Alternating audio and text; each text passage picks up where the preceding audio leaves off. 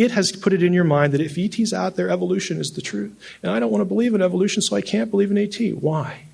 I mean, do a little historical research, read some of these older theologians, and you'll find out they had no problem with it.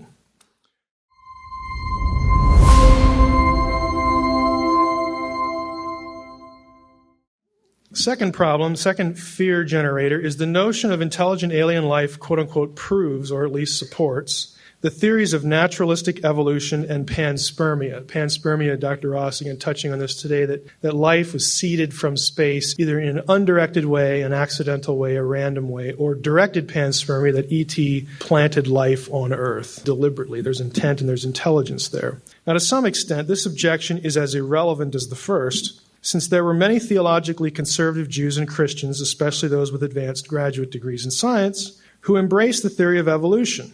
Now, for theistic evolutionists, for people who would embrace the idea of evolution and still be very devout Christians, for them the concern is not evolution, but the naturalistic, purposeless, random articulation of evolution.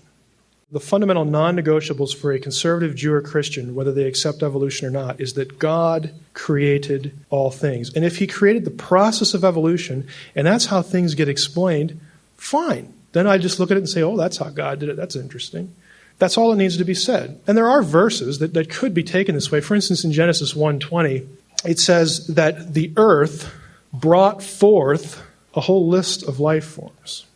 Augustine noticed that. Early church fathers noticed. I mean, it's not like they were evolutionists. They didn't know what evolution was. But they noticed that, hey, right here in this verse, it doesn't have God doing it or reproducing after their kind. The earth brings forth these critters. And that isn't really the way it normally happens. Wonder what that means. And so some Christians have noticed that, and it has become a foundational point of articulation for evolutionary theory along with creation, along with a creator. If you also accept evolution as a Christian, if alien life forms, intelligent or not, were discovered, those in this category would assume that God started the evolutionary processes somewhere else. The process works on Earth, it works somewhere else, and it produces something that's a little different from us. Ooh, wow, that really scares me. I accept it here, why not accept it there?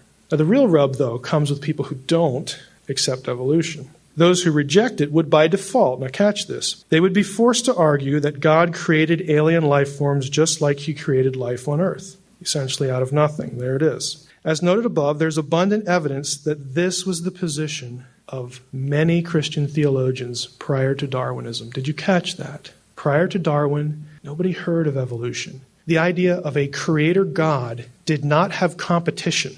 And at the same time that people affirmed a creator God, a very literalistic view, literalistic interpretation of the Old Testament, at the same time, they said, if you don't believe there are other worlds, you're in theological trouble because you're limiting God's omnipotence. They did not have a problem. And what I'm suggesting is if you reject evolution, you don't have a problem today either. If they didn't have a problem then, you don't have one now. The only reason you think you have a problem is because science has planted in your mind this connection that is not necessary. It has put it in your mind that if ET's out there, evolution is the truth. And I don't want to believe in evolution, so I can't believe in ET. Why? I mean, do a little historical research, read some of these older theologians, and you'll find out they had no problem with it. Now, I think we should unpack this a little bit more. A few thoughts. We must realize that the validity of evolution in no way explains the origin of matter present at the beginning of an evolutionary process. How organic matter evolves and how it got there are separate questions. In like manner, an advanced intelligent ET would not answer the question of origins either due to the philosophically untenable notion that a created thing brought the creation into existence. Just because there's ET's here, that doesn't explain how ET got here. The fact that he's here and he evolved doesn't explain who started the process. It doesn't explain it at all. We're still left with that conundrum. Another thought. Regarding panspermia, the presence of life all over the universe would not prove evolution any more than the presence of life all over the globe. Conservative Jews and Christians could simply posit that God created these other life forms, which is in concert with what they've done for hundreds of years prior to Darwinism. Insisting that the presence of life elsewhere overturns the belief in a creator God is a deliberate choice stemming from your worldview and nothing more. Regarding panspermia, once again, if God indeed created life all over the universe, it is reasonable to expect a genetic relationship between that life and Earth life on the basis of genetic relationships between life forms here. Why would you expect it to be anything different? especially if evolution is true. There is commonality. All we're saying is, look, if there's commonality here, why would commonality somewhere else undo the idea of creation? I mean, why does that prove anything? It doesn't.